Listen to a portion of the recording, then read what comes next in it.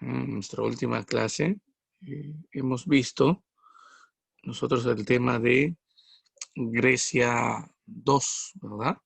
En Grecia 2 nosotros habíamos mencionado o habíamos trabajado sobre todo acerca de una polis denominada Atenas. Quiero empezar esta clase recordando qué cosa viene a ser una polis. ¿A qué se llama polis, chicos? A ver, aquí llamamos polis. Muy bien, excelente, claro. Muy bien. Una polis es una ciudad, pero más que una ciudad, es una ciudad-estado. Eso significa que es una ciudad independiente, una ciudad autónoma. Hola, Guamán, buenos días. Muy bien, Pariona, claro.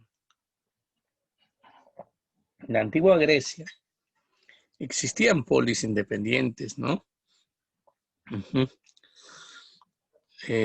Pablo Balbín, ¿es del salón, chicos? Sí, ¿no?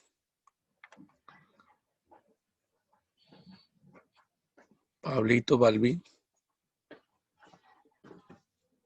Ok, gracias. Muy bien. Sí, y también habíamos hablado los inicios de un conflicto. No sé si ustedes recordarán. Vimos un conflicto denominado como guerras médicas. ¿Se acuerdan quiénes se enfrentaron en las llamadas guerras médicas? A ver. A ver. ¿Quiénes se enfrentaron en ese conflicto? Muy bien. Los persas contra los griegos. Bueno, vimos creo, el primer enfrentamiento, sobre todo, ¿no? Entre persas y atenienses. Pero déjame decirte que los persas se enfrentaron a distintos o a diferentes pueblos griegos, no te olvides, a diferentes pueblos griegos. Muy bien, ahora vamos a ver nosotros el día de hoy lo siguiente. Miren, las imágenes hablan por sí solas. Espero que conozcas estas imágenes. Vamos a hablar de otra polis, chicos, otra ciudad-estado importante. ¿Alguno de ustedes sabe de qué polis vamos a hablar? Muy bien, Luque. Muy bien, Pariona, excelente. Morales, muy bien. Estamos hablando de Esparta, pues chicos, vamos a hablar de Esparta nosotros aquí. Ya el profe. Sí, de Esparta, muchachos. Entonces, hay que ponerle énfasis a eso, hay que ponerle énfasis. Está muy bien, vamos a empezar. A ver, muchachos, ¿qué pasa si, por ejemplo, en un examen, ¿no? A nosotros nos preguntan,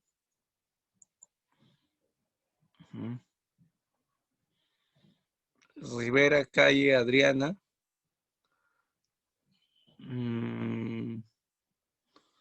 ¿es del salón, chicos? ¿No? Sí, seguro. 61 dice. Ya, a ver. Muy bien. El día de hoy nos tocaría, chicos, hablar acerca de, miren, Grecia 3. Grecia 3. Así que hay que conocer un poquito más acerca de esta civilización. Lo primero que, por ejemplo, debemos recordar sobre todo en Grecia, es que estas polis se van a desarrollar durante un periodo denominado periodo clásico.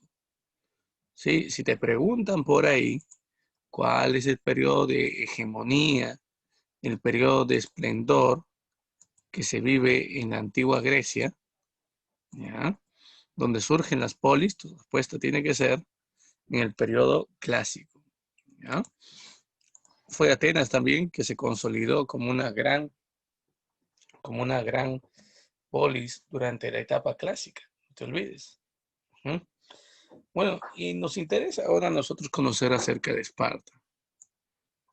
Primero, ¿qué tenemos que saber sobre Esparta? La ubicación, pues. Profe, ubicación, sí, recuerden que toda esta península se denomina península de los Balcanes, ¿verdad? Todo. Pero les dije que la gran península de los Balcanes se dividía en zonas, en pequeñas penínsulas también. Pues si ustedes observan aquí, la zona que está pintada de rojo, esa zona en el mapa, representa una península donde se ubicaron los espartanos. Esa península se denomina Península del Peloponeso. No te vayas a olvidar, ¿eh? Eso se denomina Península del Peloponeso. Entonces, por ahí te pueden preguntar a ti, ¿dónde se ubicó Esparta? Puede ser Península de los Balcanes o Península del Peloponeso. Pero, ¿qué pasa si en un examen, una pregunta, encontramos las dos alternativas?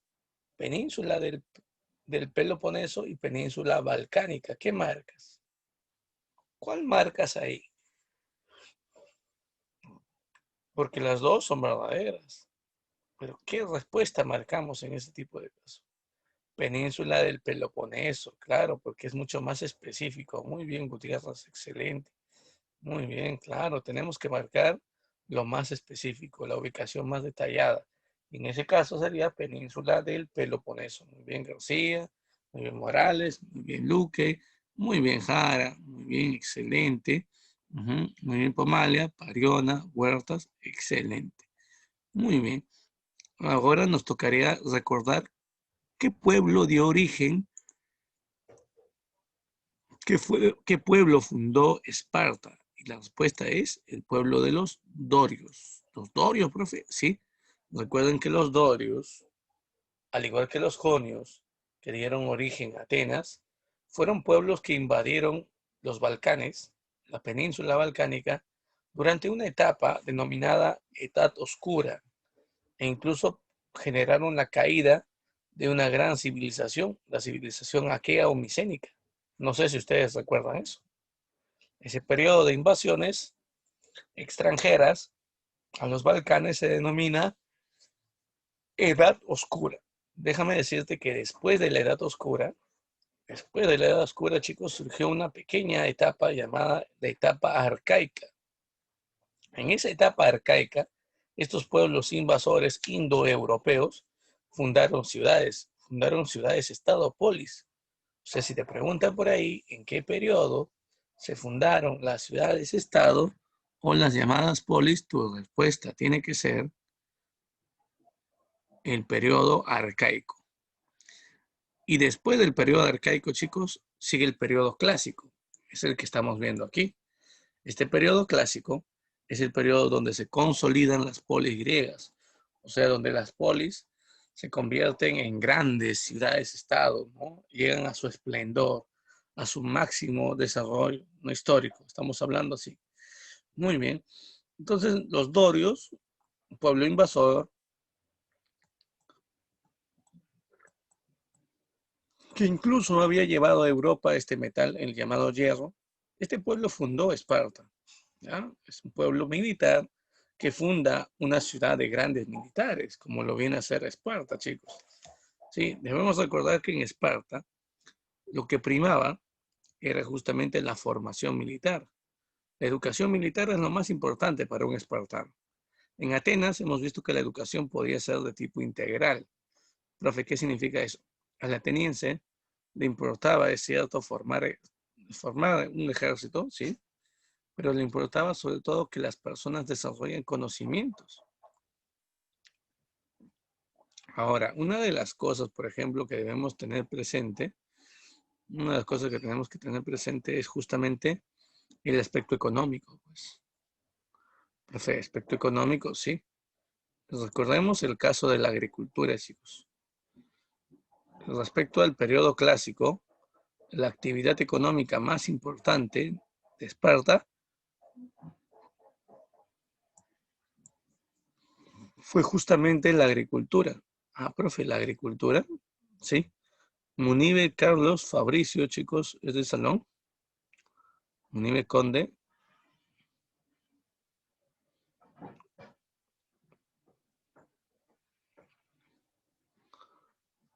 No es.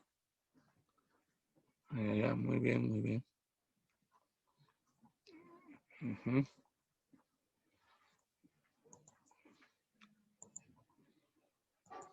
Muy bien, entonces, sigamos.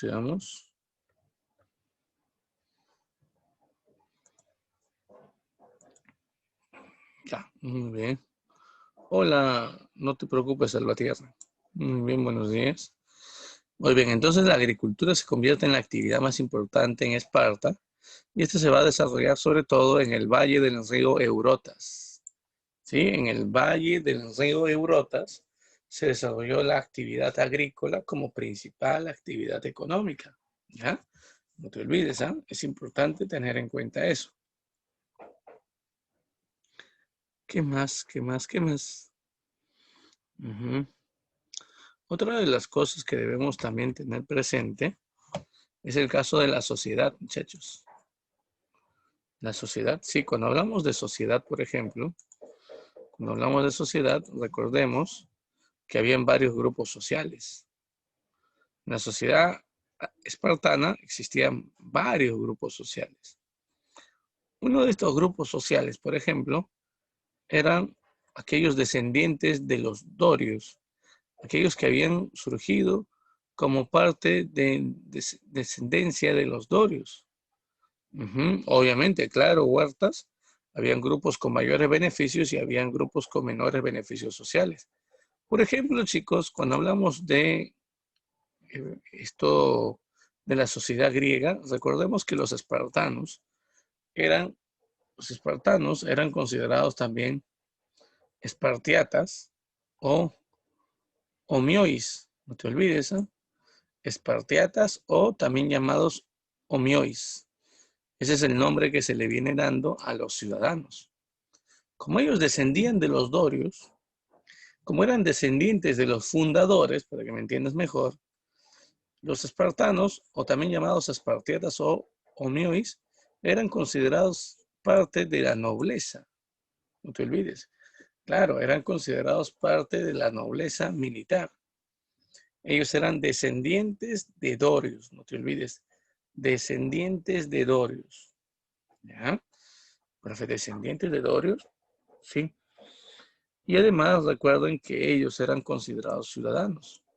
Por lo tanto, ellos podían ejercer, ¿sí?, ciertos derechos políticos, como por ejemplo participar en la vía electoral, participar en elecciones. Ah, profe, interesante. Sí, chicos, pero para poder participar en elecciones, ¿sí? Para poder participar en las elecciones, previamente, uh-huh, previamente, chicos, tenían que haber cumplido un mínimo de 30 años de edad. O sea, no cualquier espartano, ¿no?, podía participar en la vida política. Por ejemplo, si eras mujer, no podías participar en ese tipo de vida política, no tenías acceso a la ciudadanía, por más que hayas sobrepasado los 30 años de edad. Si eres varón, sí tenían la oportunidad, pero únicamente a partir de los 30 años. Entonces, importante tener en cuenta estos, espartiatas o mois. Por cierto, los varones espartanos formaban cerca del 99%, todos los varones formaban parte del ejército. Eran hoplitas. Profe, ¿qué cosa es un hoplita? Un hoplita es el nombre, chicos, que se le va a dar a un militar en Esparta. Profe, una pregunta, ¿y por qué le llaman hoplita? Ah, hoplita se le da el nombre hoplita porque el escudo que ellos utilizan se denomina oplón. Es un escudo bastante grande, ¿no?, gran tamaño, y debido a que cada soldado debería usar un oplón, a estos soldados le llaman hoplitas justamente. Hay que tener en cuenta eso. Muy bien, ¿qué más? Otra cosa que también debemos tener en cuenta son los periecos. Profe, ¿quiénes son los periecos? Los periecos, ¿no? Son todas aquellas personas que no son descendientes de dorios, pues extranjeros o descendientes de extranjeros. Ellos son hombres libres, no vayas a pensar que son esclavos, ¿ah? Son hombres libres, pero hay una característica aquí especial. Aparte de ser considerados hombres libres, ellos se dedican a la recaudación, mejor dicho, ellos se dedican a la contribución de impuestos. Ellos son los que pagan impuestos al Estado. Ellos pagan impuestos al Estado. Ah, profe, entiendo. Claro, chicos, son denominados hombres libres. Ujú. Eh, Tienen la obligación de pagar impuestos al Estado y se dedican sobre todo a la artesanía. Profe, una pregunta, ¿qué significa esto de artesanía? Significa que muchos de ellos van a ser, por ejemplo, personas dedicadas a la creación de cerámicas, a la creación de joyas o a la creación, por ejemplo, de textiles. Estos vienen a ser los periecos. Ahora, se le da el nombre perieco, chicos. Se le da justamente el nombre perieco porque viven en la periferia. ¿En la periferia? Uh-huh. ¿Eso qué significa? Que ellos van a ubicarse, ellos van a habitar alrededor de Esparta. Claro, y como Esparta estaba ubicada en una zona, como Esparta estaba ubicado, chicos, en una zona montañosa, eso significa que ellos van a dedicarse ¿dónde? A vivir o ellos van a establecerse en las montañas. Pues. Hay que tener en cuenta eso. Siempre tener presente esa parte, chicos. ¿Ya? Muy bien. Y también en la sociedad, también en la llamada sociedad espartana, existía un grupo que estaba privado de su libertad. Eran los esclavos, los llamados hilotas, chicos.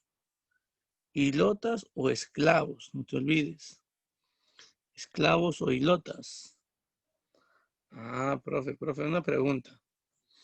Cuando usted habla de hilotas o esclavos, estaría hablando sobre todo de aquellos pueblos que habían sido conquistados por Esparta, claro que sí. En ese grupo de pueblos, recuerden, estaban los aqueos, los micénicos, a quienes ellos invadieron, quienes vencieron, luchan, ¿no? Cuando eran todavía los dorios, recuerden. Importante tener en cuenta eso. Pero aquí hay algo que tengo que mencionarte y que tienes que tener mucho cuidado. Hay muchos que no aceptan que los llamados, por ejemplo, que los llamados hilotas sean esclavos. Hay algunos que aceptan que son, por ejemplo, plantean que son sirvientes. Así que hay que tener en cuenta eso. Hay que tener siempre presente esa parte. Hasta aquí, chicos. ¿Hay alguna consulta que tengan? ¿Hasta ahí alguna pregunta, alguna duda?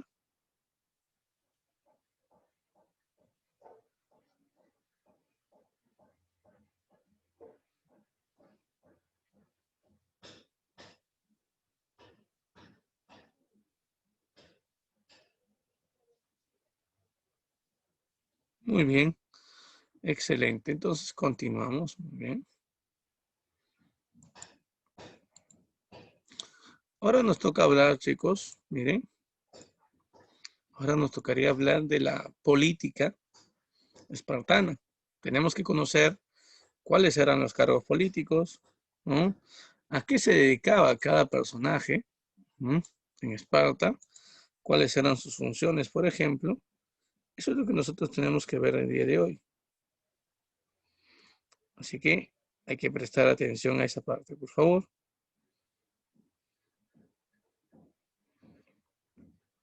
Una de las primeras cosas que, por ejemplo, debemos tener en cuenta es la llamada diarquía. ¿Profe, eso significan dos reyes? Claro. Lo que pasa es que en Esparta, chicos, en Esparta existía la costumbre, ¿no? De que no sean gobernados la ciudad por una sola persona, un rey, sino que esta zona, ¿no? Este territorio, esta polis, sea gobernada por dos reyes. Obviamente, los dos tenían atribuciones distintas. Por ejemplo, uno de ellos tenía atribuciones y tareas únicamente militares. Y el otro tenía atribuciones de tipos religiosas. ¿Ah? Entonces, esa es la diferencia, no te olvides. La diarquía se caracteriza por eso. Ujú. Ahora, aparte de los monarcas o de los reyes, existía la llamada gerucia. Profe, ¿qué cosa era la gerucia? La gerucia viene a ser un consejo de ancianos. Ah, consejo de ancianos, profesor, sí. Eran 28 ancianos, justamente el término gerucia proviene del término geronte. Y geronte significa ancianos, muchachos. Ellos se encargaban sobre todo de elaborar leyes. Ellos eran aquellos encargados sobre todo de elaborar normas, elaborar leyes, no te olvides. Proponían, ¿no? Esta ley puede ser aplicada, esta ley, ¿no? Puede ser llevada a cabo dentro de Esparta, pero ellos no son los que se encargaban, por ejemplo, de aprobar las leyes, solamente se encargaban de proponer leyes, ¿no? O sea, proponían la idea de crear una ley, hasta podían elaborar la ley, pero no la aceptaban. Profe, ¿quiénes aceptaban las leyes? ¿Quiénes aprobaban las leyes? La Peya. Ah, profe, la Peya, sí. La Peya viene a ser, chicos, la Asamblea Popular. ¿Ya? Una Asamblea Popular encargada sobre todo, ¿no?, de aprobar las leyes. Esa es la tarea. Ya no te vayas a olvidar. Ahora, tanto la Gerucia como la Peya estaban conformados únicamente, chicos, por ciudadanos espartanos. Ya no te vayas a olvidar eso. Importante tener en cuenta esa parte. Ahora, quiero que veamos algunas imágenes. ¿Ya? Miren por aquí. ¿Ya? Él viene a ser uno de los reyes más importantes que tuvo Esparta, ¿no? Obviamente la imagen es tomada de una película, chicos. ¿No? Creo que una gran cantidad de ustedes sabe a lo que me refiero, ¿no?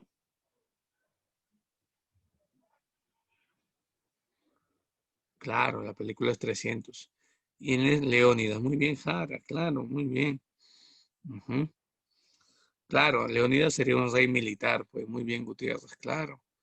¿No? Así como tenemos la figura de Leónidas como uno de los reyes importantes, debemos recordar que en Esparta, chicos, Esparta era una sociedad dedicada al plano militar. Sí, Esparta venía teniendo una educación totalmente militar. ¿Mm? Y una de las cosas que debes, por ejemplo, recordar en este caso sobre esta polis es justamente, muchachos, que todo ciudadano, desde muy pequeño, todo varón en Esparta, era formado como militar. Claro, recuerden ustedes esto. Recuerden, muchachos, que si, por ejemplo, tú nacías en Esparta, ¿no? Y si eras varón, era celebrado tu nacimiento. Ujú. Bueno, al nacer una mujer no tanto, ¿no? Pero al menos la población esperaba que de esta mujer naciesen algunos varones. ¿Y por qué es tan importante el nacimiento de los varones, chicos, en el caso de Esparta? ¿Por qué tan importante esto? ¿Y por qué no una mujer? Porque los varones, al crecer, formarían parte del ejército. Y el ejército en Esparta era considerado como la principal institución, ¿no? La institución que se encargaba no solamente de expandir la polis, de hacer que la polis sea más grande, más poderosa, sino también era el encargado de defender la polis. Y, profe, una pregunta, ¿y qué pasaba si de repente nacía una persona, no sé, ¿no?, con alguna malformación genética? Ah, podía pasar de repente que un niño naciese sin una pierna, por ejemplo, sin un brazo, o con algún problema físico. En ese caso, ese niño no iba a servir para formar parte del ejército, chicos. Así que, ¿saben lo que hacían los espartanos? Lo llevaban a este monte, ven aquí la imagen, este es el monte más alto que se encuentra en Esparta. se llama el taijeto. Lo llevaban al niño aquí en la parte más alta y desde ahí aventaban al niño al abismo. Sí, lo tiraban, lo soltaban. Profe, ¿y por qué hacían esto? Les repito, ese niño no iba a servir para formar parte del ejército. Así que si no iba a servir para formar parte del ejército, no tenía sentido que ese niño siga viviendo. Profe, qué malos, ¿sí? Sí, muchachos, es cierto. ¿No? Es una de las cosas que debemos recordar, ¿ya? Importante tener presente esto. En Esparta, uh-huh, en Esparta hay que tener en cuenta esa parte. Se preocupaba mucho del aspecto militar. Y es más, ¿no? A tan temprana edad, ya un muchacho espartano, a los 11 años de edad, 12 años de edad, ya empezaba a mostrar su primer indicio de preparación militar. En primer lugar, tenía que aprender a sobrevivir por su propia cuenta, solo. Sus padres, por lo tanto, ¿no? Lo dejaban fuera de Esparta para que pueda demostrar que merece ser un soldado espartano. ¿Qué es lo que tenía que hacer el muchacho? Tenía que sobrevivir, ¿no? Alejado de la ciudad, alejado de sus padres, ¿no? Durante 2 años, chicos. Imagínate. Después de los 2 años, él podía volver a Esparta, ¿no? A iniciar su preparación militar. Un espartano adulto lo iba a entrenar. ¿No? Si lograba vencer en batalla, ¿no? Cuerpo a cuerpo a su maestro, él empezaría a enseñar el uso de las armas, el escudo, la lanza y la espada, como puedes ver en las imágenes. Así es como, chicos, se formó un gran ejército dentro de la ciudad de Esparta. Ya prácticamente toda su vida era dedicado a prepararse militarmente. Los esclavos eran utilizados en la agricultura, no te olvides que fue la actividad más importante para ellos. Y aquí tenemos, por ejemplo, una imagen que representa la formación militar de un espartano. Bueno, esta otra imagen también representa simbólicamente, ¿no? Las grandes hazañas militares que ellos lograron. Vamos a hablar justamente de una batalla el día de hoy, donde ellos destacaron. Y aquí tenemos otra imagen que representa a la llamada Jerusia. Recuerden que era aquella asamblea de ancianos, como pueden ver en la imagen, que se encargaban de elaborar leyes, proponer leyes. Muy bien. Ahora quiero poner sobre todo énfasis, chicos, en los éforos. Profe, los éforos, sí, a los éforos los podemos ver nosotros en esta imagen, aquí, en la parte superior derecha. ¿Cuántos son los éforos, por cierto, chicos? Cuéntenlos. ¿Cuántos son? ¿No? Son 5. Muy bien, son 5 personas, ¿sí? De avanzada edad, algunos son ya ancianos, otros son hombres adultos, pero tenían la función de fiscalizar y de controlar a los reyes. Incluso para poder iniciar un conflicto, la ciudad de Esparta no podía hacerlo únicamente con el permiso o la decisión del rey. Los reyes tenían que ir a consultar a los éforos, ¿no? Y los éforos funcionaban como una especie de oráculos, hay que decirlo, ¿no? Se comunicaban con los dioses, ¿no? Eso es lo que ellos decían, obviamente. Y bueno, ellos eran los que elegían si era bueno que Esparta vaya a luchar o no. Entonces hay que tener en cuenta eso. ¿Ya? Ah, muy buena pregunta, Gutiérrez. ¿Quiénes elegían los éforos? La Jerusia era la asamblea que proponía quiénes iban a ser los éforos. El cargo de éforo tiene una duración de 5 años. ¿Ya? No te vayas a olvidar. Muy bien, sigamos. A ver, chicos, por aquí tenemos a alguien. A ver, sí. Tenemos a Licurgo. Aquí está, miren, Licurgo. ¿Y quién fue Licurgo, profe? ¿Quién fue Licurgo? Licurgo, chicos, es considerado el primer rey de Esparta, un rey legendario. Fue encargado también de organizar la sociedad y la política. Él fue quien estableció como forma de gobierno en Esparta la aristocracia militar. Profe, ¿qué significa esto? Aristocracia es el gobierno de nobles.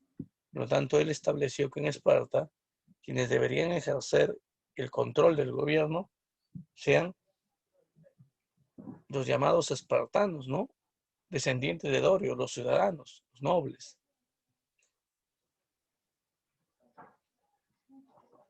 Y bueno, también chicos, también hay que señalar este conflicto. Nosotros habíamos estado viendo ya los inicios de este conflicto en la última clase. Recordarán ustedes que hablábamos de que las guerras médicas se habían iniciado por la ambición que tenían los persas de tomar el control de los Balcanes y además también dominar el comercio en el mar Egeo.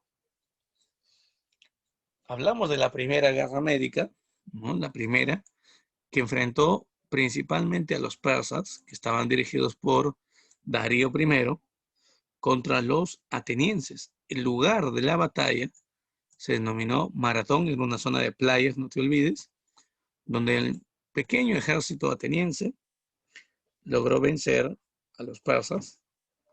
Los atenienses estuvieron dirigidos por un hombre llamado Milciades. Después de la victoria de los atenienses, los persas vencidos quisieron vengarse y matar a todos los ancianos, los niños y las mujeres en Atenas. Decidieron dirigirse a Atenas y destruirla, aprovechando que el ejército ateniense se encontraba todavía en la zona de playa llamada Maratón, al sur de Atenas, a varios kilómetros. Pero Milciades logró salvar a la ciudad de Atenas enviando un mensajero, no sé si ustedes se acuerdan, un corredor, ¿no? Que avisó a la población de Atenas de que habían ganado, muere después de esto, y los atenienses, sobre todo los ancianos, las mujeres y los niños, se dieron cuenta que había peligro, posiblemente los persas llegarían, y decidieron obviamente, ¿no? Algunos huir y otros ver la forma de cómo asegurar la defensa de Atenas. Y así fue, chicos, cómo se salvó la ciudad de Atenas, o al menos se salvaron los atenienses de ser destruidos. Aquí está el gran Filipides, no te olvides, es el mensajero.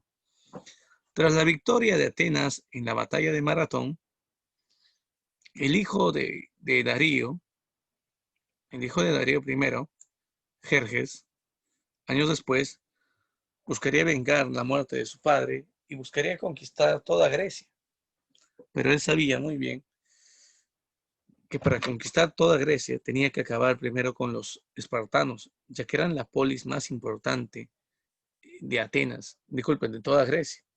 Si Esparta no luchaba, si lograban convencer a que Esparta no luche, entonces Grecia caería fácilmente en poder o en dominio de los persas.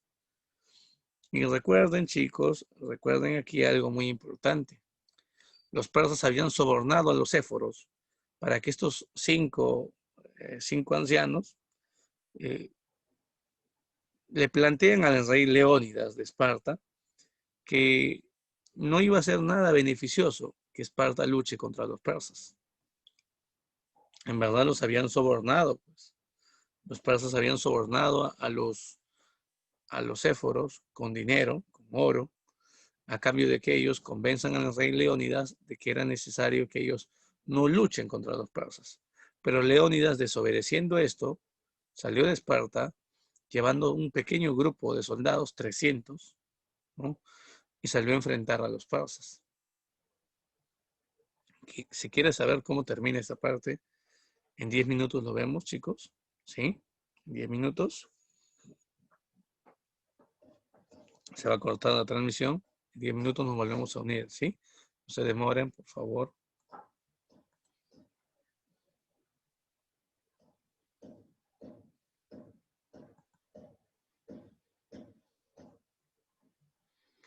Los éforos, hemos hablado de los éforos.